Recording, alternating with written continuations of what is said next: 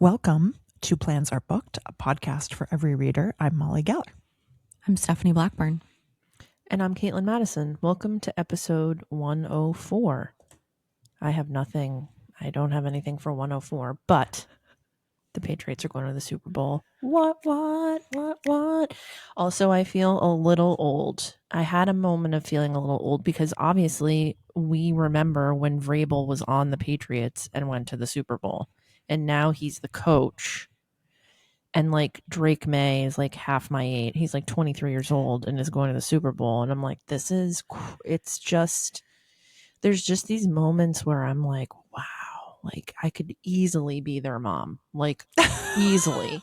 And they're going to the Super Bowl. Like some of them have college degrees and are going to the Super Bowl. And like, it's just crazy. It's crazy. What has everybody been up to as we got snowed in all day today? I'll go first. I'm drinking currently whiskey, hot water, lemon, honey, and a cinnamon stick because this is my like hot toddies.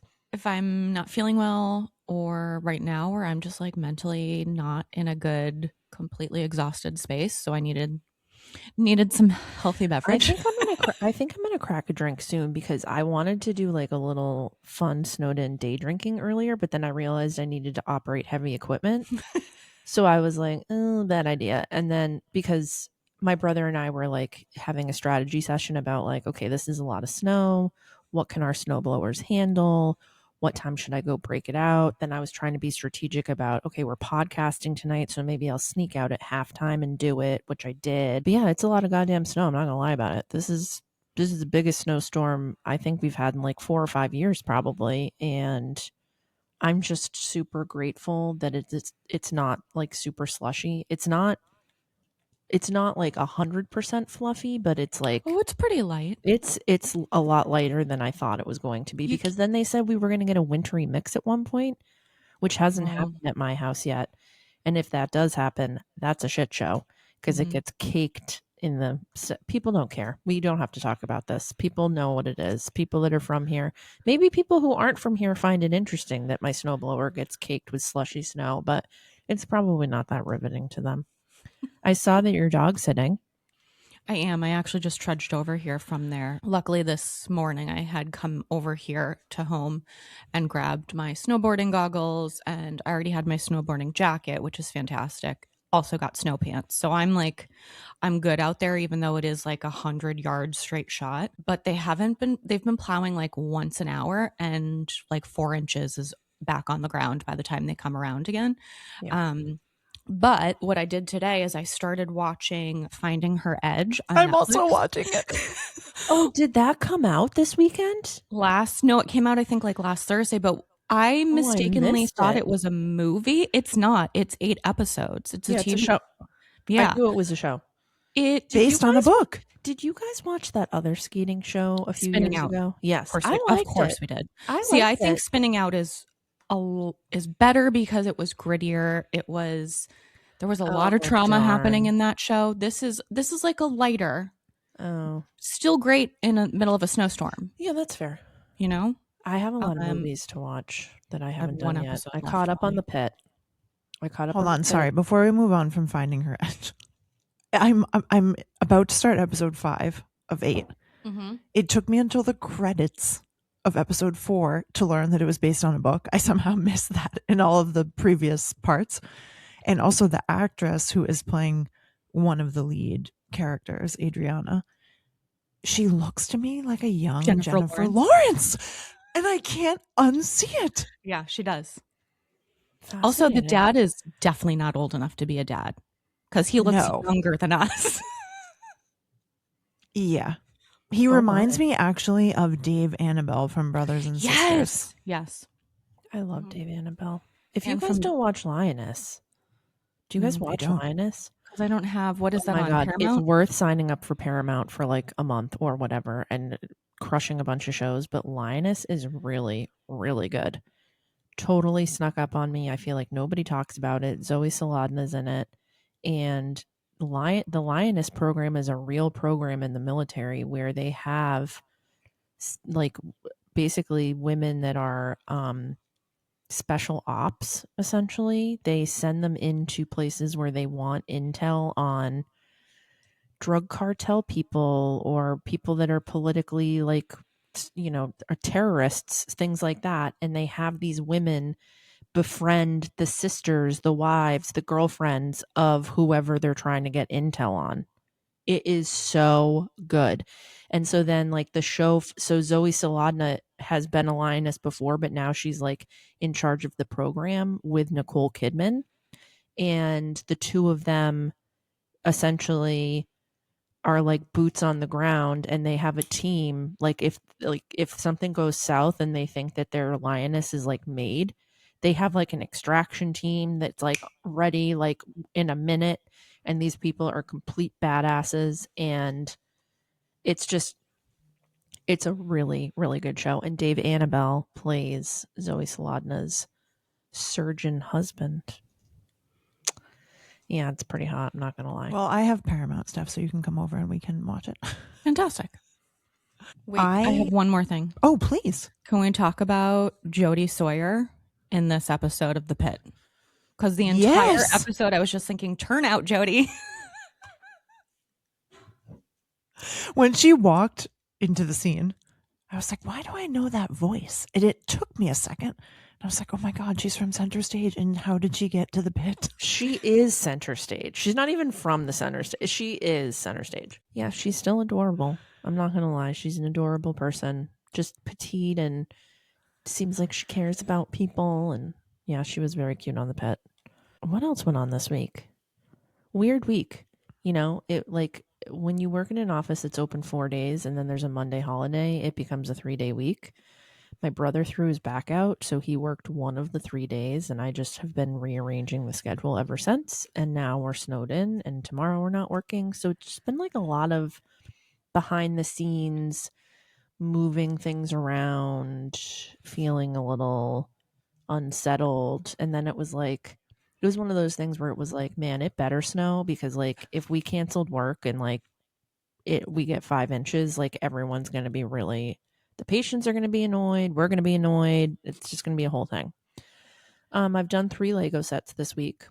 Oh, yeah. Please hold. Oh, yeah. Show and tell. Okay. This is my favorite one that I've done. Wow. And it has a little... That's so cute. There you go. You can see it pretty well now. Are those like pussy willows? Yes.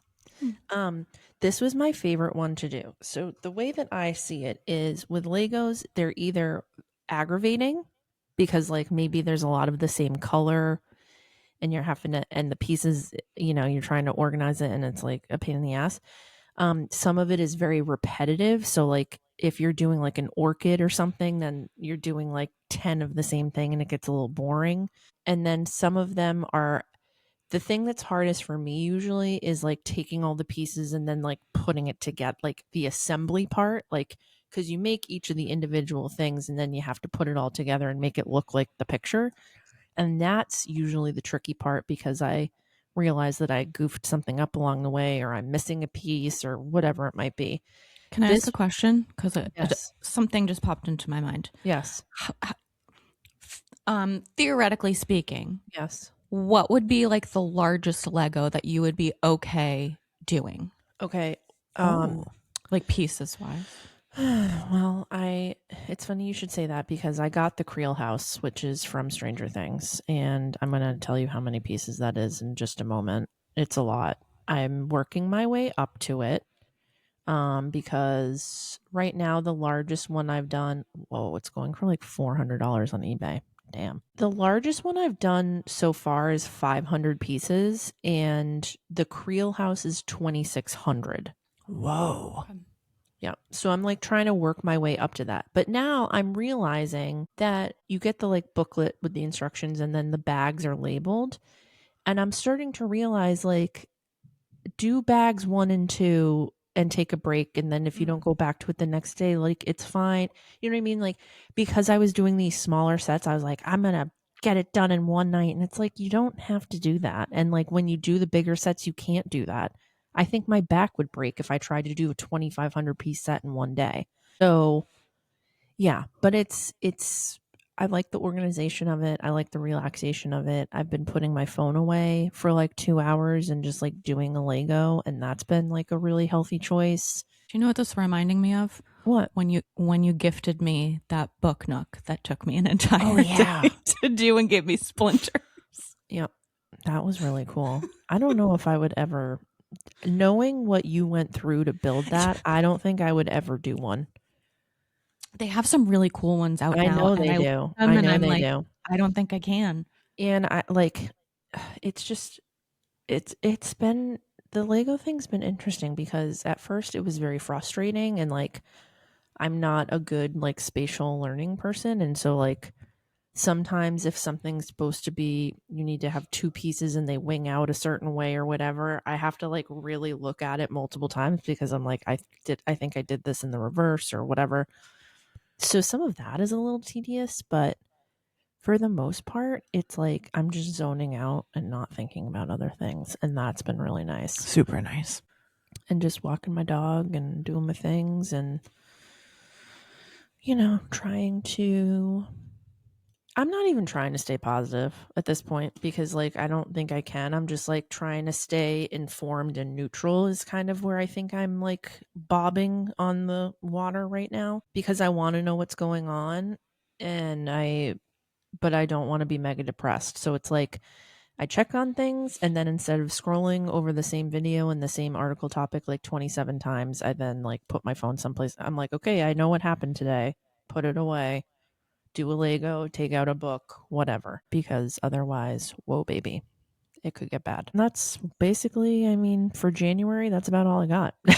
There's not a lot going on. Yeah. So I'm coping by trying to support every independent bookstore that I possibly can because I think reading is the gateway to empathy. And I went yesterday to Love Struck Books, which is the romance bookstore on Harvard Square. I had two missions. One, to see every Heated Rivalry thing that they had.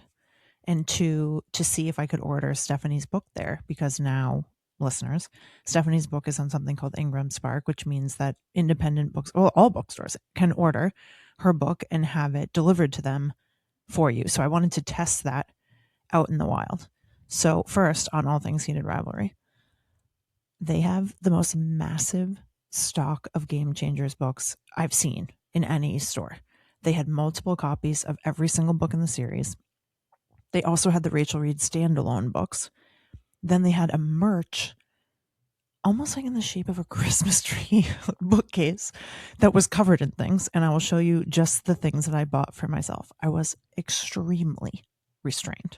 Okay. I only got 3 things for myself. First, the cottage candle. Yeah, that looked great.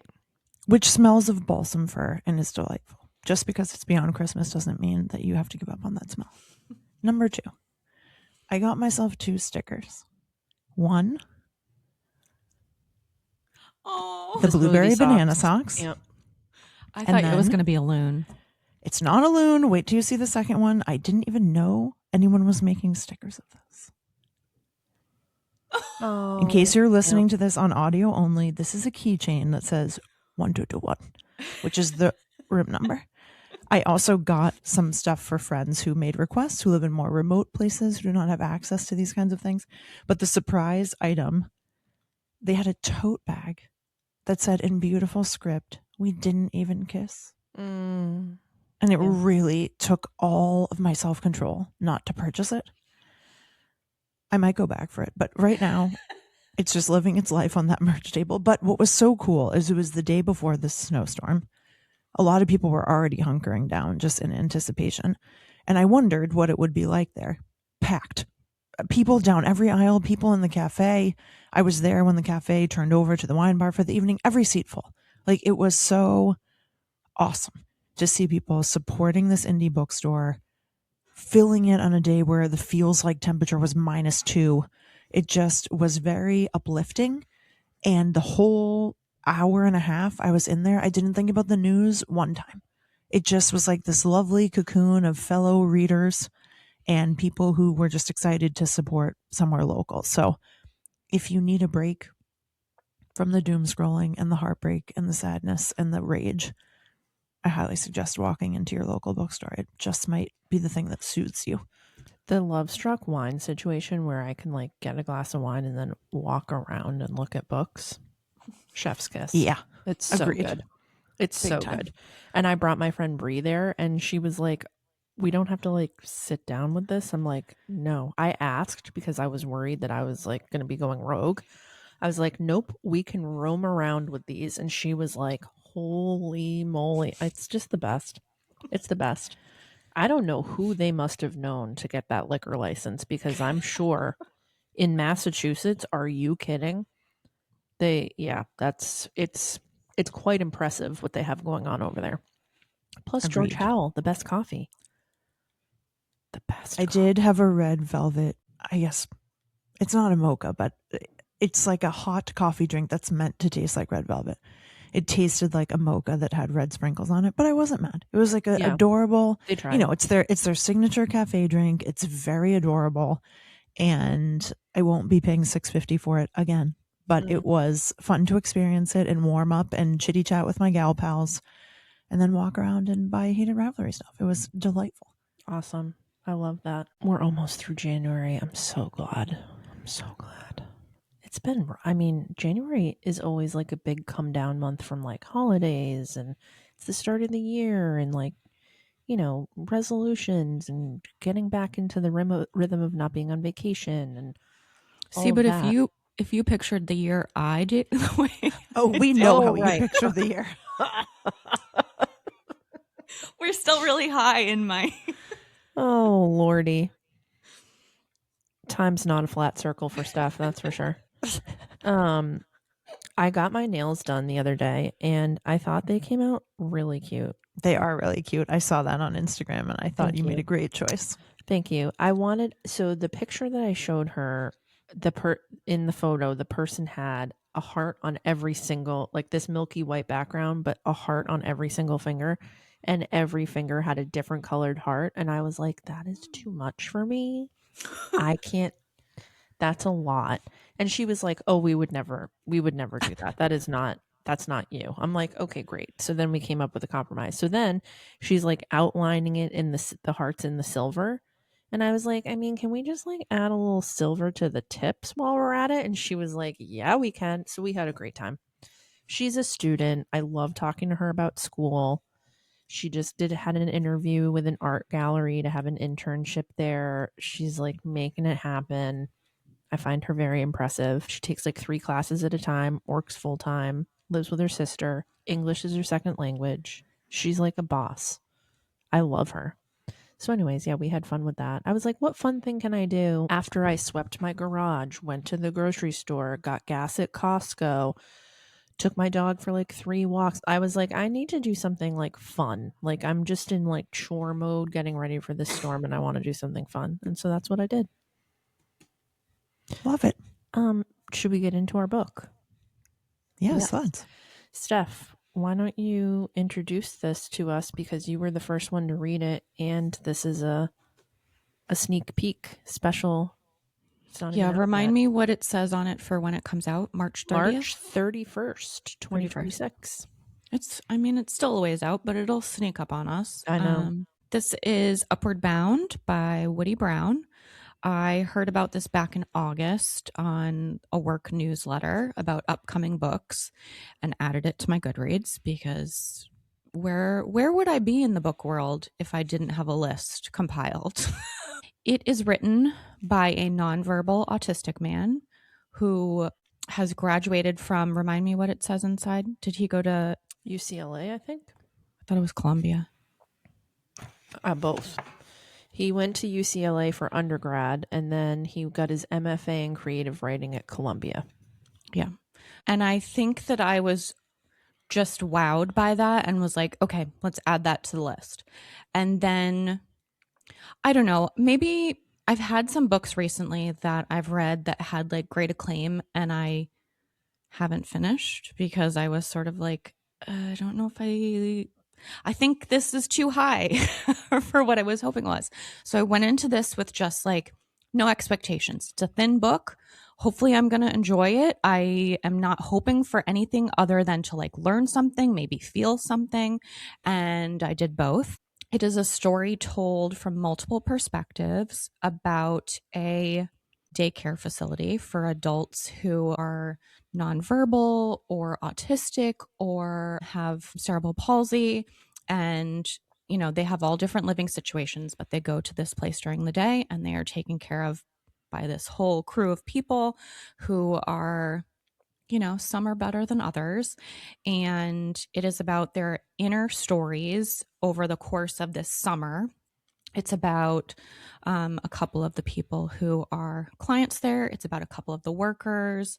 And I'm embarrassed to say that after working for a year with multiple nonverbal clients, it never even occurred to me that they would be having full inner monologues. When we were doing the physical therapy, I just assumed stupidly that because they're nonverbal, they couldn't possibly be having like very nuanced conversations in their head about everything that's going on around them.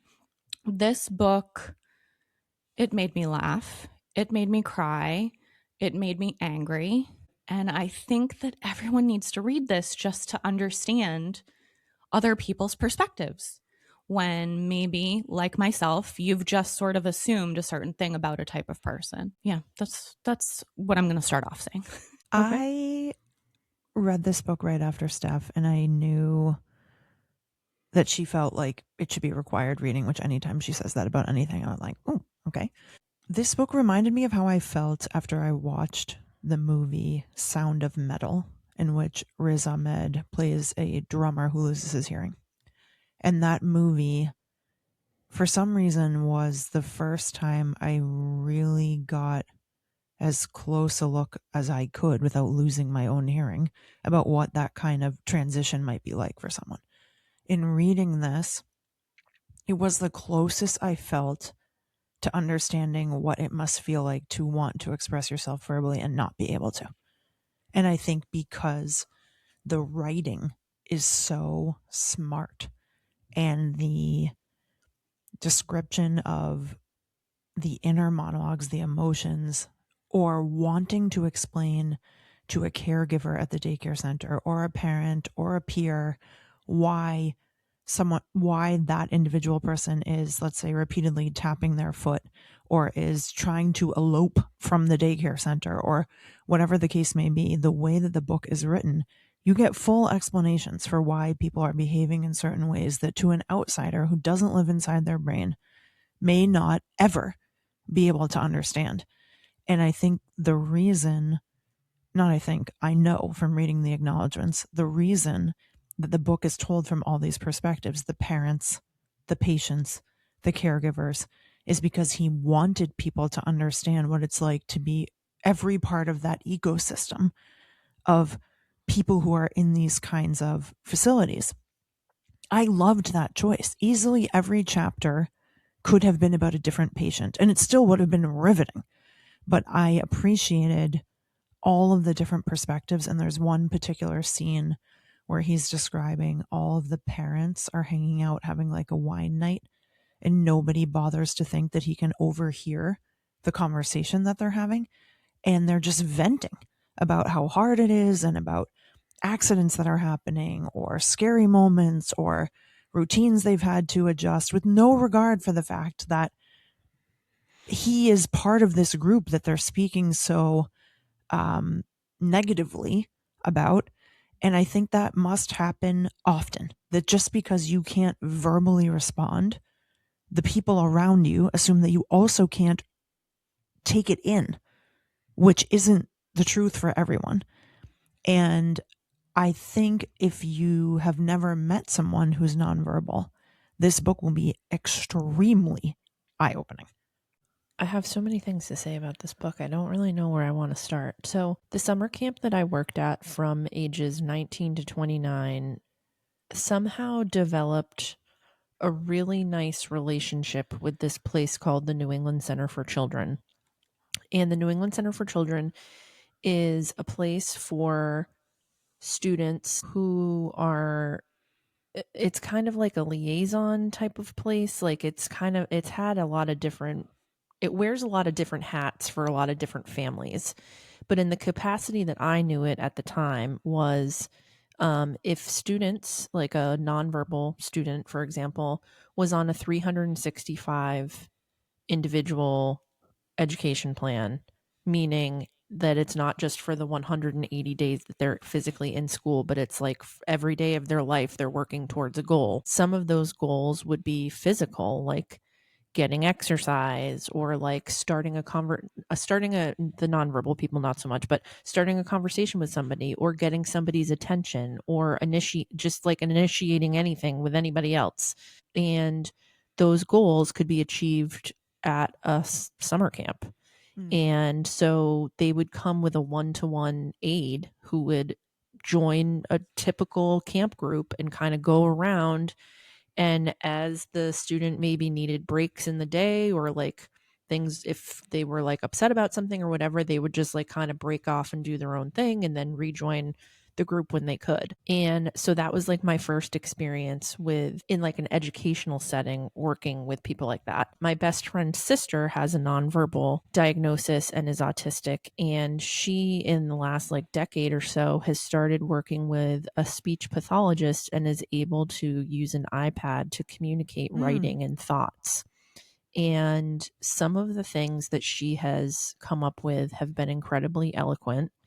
And it has become very apparent how her parents listen to the news a lot. And it became very clear that she is very in tune with everything that's happening on the news. And she, like a couple of years ago, was like, went on a whole like multiple paragraph tangent about Putin and how worried she was about our relationship with Russia and all of this. And this is somebody that's like never had a conversation with anyone. This is somebody, like, if you leave her alone in the kitchen and you've just baked cookies, she'll eat all 30 of them and not think twice about it. You know what I mean? So I think, to Molly's point, a lot of people's experiences with populations of groups of people like this is that they do things like eat 30 cookies, and then you miscalculate that they like can function on other planes, that like they could write a book, or that they could have like a really savvy discussion about Putin, or like whatever it is. And the school that I taught at for 9 years had a program that was students that their cognitive profiles were like, it was kind of a wide variety, but the common thing was they couldn't go to mainstream classes like solo. So like if they were going to music or gym or whatever, they needed to have a one-to-one aide with them. And then this classroom was kind of like their meeting space for like the more academic stuff that would be appropriate for them.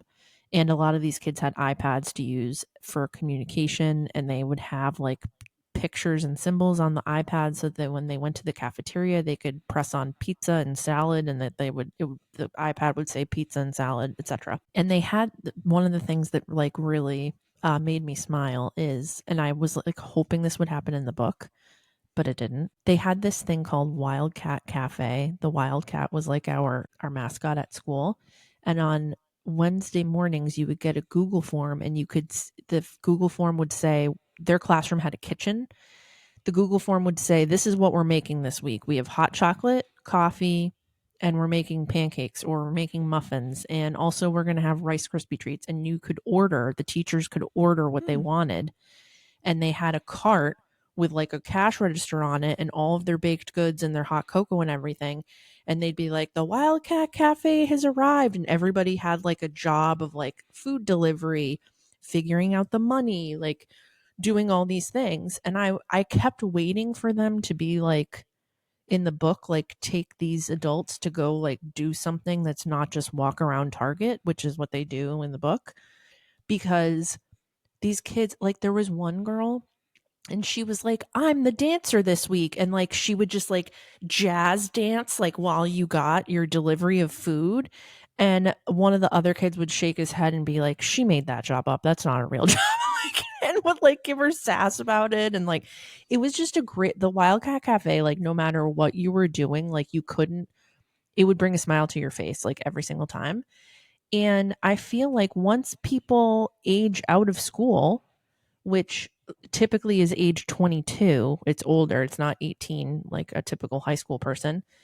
Once they hit 22, there really isn't like much of a plan for them. Like there's just no, and they obviously need structure and they need supervision, and it just doesn't exist. And I see so many families that are just like in a complete panic because also when your kid turns 22, you're probably not of a retirement age yet.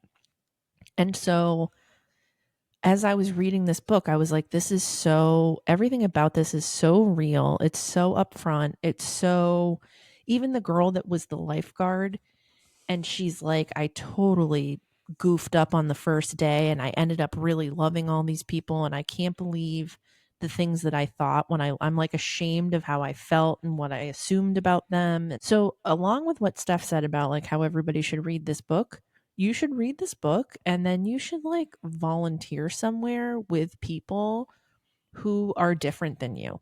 And it might be that the people speak a different language than you, and it might be that they're nonverbal, and it might be that they have like a more physically demanding disability where they're in a wheelchair or whatever it is. It could be that you volunteer with Special Olympics. It could be, there's so many, they're always looking for people.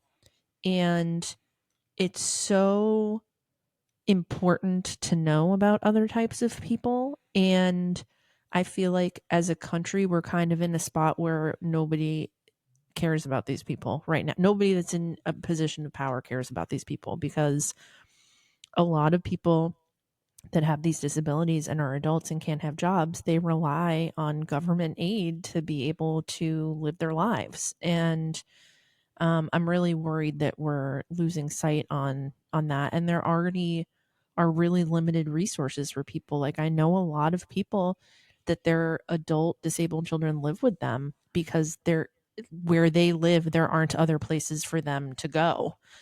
And that's not great either. Like as a society, like we can't have 80 something year olds taking care of 50-year-old disabled people. So I think that this book could really be eye opening for a lot of people. The fact that Woody Brown is nonverbal and wrote this is incredible. It's such a testament to his family. It's such a testament to him to work so hard to be heard and do school. And I'm sure it was beyond frustrating along the way to like get people to realize who he was and what he was capable of. There is a middle grade book that was the summer reading book when I was teaching probably 10, 12 years ago at this point. It's called Out of My Mind by Sharon Draper. And it is about a girl named Melody who is in a wheelchair and she is nonverbal and she gets what they call in the book a Medi-Talker, which is essentially like a pre-iPad that can help her communicate. And she's in a classroom where they're literally going through the alphabet. And she's like, I could run circles. I could teach this class. Like her inner monologue is like, this is a waste of my time. And so with the Medi-Talker, she basically auditions to be on the Quiz Bowl team at her school. And they realize she's like a sponge for information and she's brilliant. And that's how she's able to like make friends and like do all the stuff. There is a program in Newton called Understanding Our Differences. And they do author events. They do educational events. Each month might have a different theme. Like 1 month might be more surrounding like auditory disabilities and deafness, and another month it might be more like physical disabilities. But I went to an author talk for the book Wonder that was sponsored by Understanding Our Differences, and I know that they also did something with the author of Out of My Mind because she's written a bunch of other books that feature disabled characters. So these books do exist, but I think Woody Brown is like the first person who has like lived this that's putting this out there. And I'm really hoping that there's like a bigger movement for this population of people so that, I mean, he's going to earn money from this. This is like a huge deal. If people buy his book, he's going to like have a career. He's going to be able to like help his family afford whatever it is that he needs in the future. Like that's unbelievable. So anyways, yeah, this was really a great book. Saw a lot of people that a lot of characters that reminded me of real life people that I know. What's interesting is after reading it, the focus on the target, the weekly target, what are we calling Socialization, outing. Yeah. Field trip. There is a group that comes in, I think, once a week to our store, and I like. Really? Yep, but they actually buy stuff. Unlike in the book where they're not allowed to buy stuff, they're just walking around the store. They come in and sometimes they'll ask, do you have this book, or where is this section? A lot of times they go to the toy section because we have a really great toy section. But yeah, that just stuck with me. Also, I'm trying to remember, there's a YA book that you and I read, Caitlin, that I thought was about a girl in high school with cerebral palsy who ends up dating a boy. Am I making that up? Do you remember? No, but I'll think about it because it sounds like something I would want to read. I'm pretty sure we read it like 10 years ago or more. And I'm blanking on what it. Okay, I'll think about it. Would have been. While you think on that potential title, I just wanted to read my favorite section of this book, which is about two lifelong friends who find themselves at Upward Bound. So it says, Walter and Emma have known each other for so long, and he considers them friends. He knows they're friends. They may even love each other a little. Being friends without speaking requires faith. Not the Christian kind of faith, which Emma clings to, but Walter does not. The faith that allows you to believe that your friend feels for you what you feel for them, even when you can't show it or speak of it. Walter feels Emma's anxiety lurking below her placid demeanor. It's like a painful electrical current submerged in mud. Everyone thinks Emma is so calm, but Walter knows that it's because of the disconnect between her emotions and her face. Nervous and upset can be confused with happy and calm if you don't stand quietly next to her and hear the thrumming of her wires. That's what Walter does in the moments that they're looking out the window.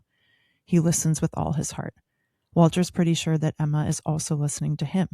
He can feel her energy trying to find its way into his. He wonders what it sounds like to her. Maybe she hears in colors, maybe she sees with music. By the time the first short bus disgorges, is that a word? Disgorges its passengers at 8:58, Walter feels as if he's had a 20-year running conversation with his friend with belly laughs and chit-chat. Walter thinks he hears Emma saying that she cherishes him. I just think that is such a beautiful illustration of communicating without speech and what it means to really know someone and to be observant with the other senses that you do have. And in the end of this book, very end, there's a section called like 5 questions with the author. And one of the questions that is asked is, why is humor important to your writing? And Woody's answer jumped out at me. And also his personality really shines through in all of his answers in this section. I'm a funny guy, so I can't help it. Beyond that, there's an assumption of tragedy in the realm of profound disability that I wish to dispel. Perhaps one of the reasons that typical people are uncomfortable around the disabled is because to them it's too sad, and they don't want to say a wrong thing that could make it worse. We're no more or less sad than anybody else. Everyone's got something they must endure. It's boring to wallow in self-pity because of the hand you've been dealt. You just have to play it. Having a sense of humor and perspective is key. He's amazing. He's amazing. What are you guys reading right now, unless there's anything else that we want to say about the great and astounding Woody Brown? I just want everyone to read it and then come talk to me about it. That's all. I think that sounds like a great idea. I can't wait for you to upsell this at the store. Make sure it has a prime spot. Oh, I will. Yeah, just keep putting it in front of other books. Yeah. Just keep one like at the register when you're doing like cash wrap and just be like, did you hear about this one? Have you heard about Upward Bound? Yeah. Do you know of this? I honestly, I sent a picture of it to, because obviously I'm friends with like 8 trillion teachers still. And so I sent it to them and they were like, of course somebody finally did this. Like, I'm putting it on my list right now. Like, teachers know. Like we all know. They're like, oh, somebody was able to like actually show what their yolk looked like when they cracked the egg open. Perfect. I will be buying that and making sure everybody I know reads it. So, And I was going for a walk with the physical therapist that I volunteered with last year, who has all these clients that are nonverbal. And we were talking books, and I was like, I have a book for you. You're going to appreciate it so much. Let's talk about so and so and how they are totally having this nuanced conversation in their head while riding a horse, and we have no idea about it. Yeah. I can kick off with what we're reading. I am reading Sounds Like Love by Ashley Poston. We have talked about Ashley Poston a lot. We have an episode about one of her books called The 7-Year Slip. She also is the author of a book called The Dead Romantics. She is like comfort food to me. I just know when I open one of her books, I'm going to have that cozy, smiling feeling. She always has some element of magic in her stories. In The 7-Year Slip, it's time travel. In The Dead Romantics, it's talking to a ghost. In Sounds Like Love, two musicians are able to communicate to each other just through their minds. And it happens when they're physically in person and also when they're in other states, other parts of the world. They can reach each other through their minds. Are they singing to each other, or? Sometimes they're having regular conversation and sometimes they are composing songs together. And I am 210 pages in. They are together in person, trying to work through a song that's been stuck in Joni's head. And what's interesting, it's a romance book, of course, they're going to fall in love. But what's interesting is that Joni is back in her hometown helping her parents over the summer. And her like high school love of her life reappears. This is set in a fictional town called Vienna Shores, North Carolina. And her childhood crush has lived in Boston and is back helping his parents with something. So she's got this person where she has this incredible, I don't know if telepathy is the right word, this incredible, yes, mind connection. And she's never experienced anything like it. It's helping her with the songwriting. And she's falling for that person. But then this old love reemerges. There is 0 spicy peppers in this book at all, but I'm very into it. And every chapter title is a song title from like our middle school, high school years, which is making me love it even more. I said to Caitlin, I think she'll love it just from the musicality of everything. It's really great. It's just over 350 pages. So I'm looking forward to finishing soon, but I love a writer where you know what the style is going to be and it delivers every time, and that's definitely her. Well, I can fill in the spicy peppers because I'm reading Protect by Paisley Hope, which is the second book in that trilogy written by 3 different authors, all with insanely handsome illustrations on them, which makes me feel really confused. This one, like the others, is about a group of hotshots who, go out and handle forest fires, wildfires. Wait, is that what are they called hotshots? Yeah. That's a thing? Mm-hmm. Didn't know. Takes place in... I thought you were just like cutely calling I was like, hot shots, like they're good hockey players, or like what's going on? No, they're that's called not like what you meant. they're called like the Skyridge Hotshots or something. That's like the group that they're, yeah. What? Okay, this is new information. What's so interesting about this book, I sent a video to Molly when I started reading it, is there's a trigger warning type thing at the beginning, which, okay. And then there's the chapter list and there's a spicy pepper next to what chapters presumably have sauce in them. Well, they're incorrect because I was reading a whole slew of them last night and then flipping back to the beginning because I had thought to myself, there's only 7 scenes in this 60 chapter book. And that's incorrect because I think it was chapter 28 had nakedness in it. And then it didn't have a spicy pepper next to it. Anyway, it's not important. This is about one of the members of the hotshot crew and a woman who loved him when she was in high school, and he did something bad, which you learn about over the course of the book. and they had a falling out, and she is now returning to town because that's where her parents are, and she is divorced and raising a 4-year-old daughter. And she works as a nurse and part-time bartender in her family's bar. And he comes back from being in a fire and sees her and is like, I have to make this right. And you know, there's some good sauce and some good banter, and I needed some not reality just for like a few days, just to get me through this forest fire that is the United States of America right now.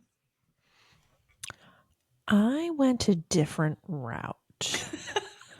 So I've been reading the Heated Rivalry books. I'm through the first 4. And for whatever reason, I was like, I'm just going to take like a little break. And similar to Molly, I was like, I want to read somebody that I know is good. So I went to my friend Karen Slaughter, and I'm reading Girl Forgotten. Did I know that this was book 2 of a series? No, I did not. But it's okay because the first one is Pieces of Her, which I watched the show. And so this is book 2 of that character. So, and also she's, out of all the authors I've read that do series, even if I hadn't seen the show, she does a really good job of like plopping in the information that you need to like fill the holes so that you know what's happening. So this book follows a woman who just became a U.S. Marshal. In the previous book, she finds out that her dad, I don't want to give a lot away, but she finds out that her dad was like her biological dad, that she didn't even know she had a biological dad. She just thought that her dad, was a really bad guy, like real bad. And in book 2, Girl Forgotten, the book starts in 1982, and you see this young pregnant girl basically like running out of her house and going to the prom. Like her parents are like, you're not going to the prom like that. And she's like, screw you, and goes.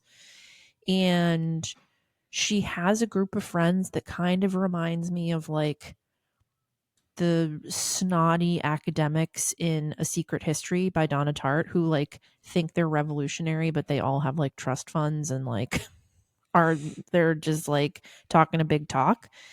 And so that's her group of friends. And you realize that like the second she became pregnant, like they all bailed on her. Like they're all getting ready to go to college, and her whole life trajectory has changed.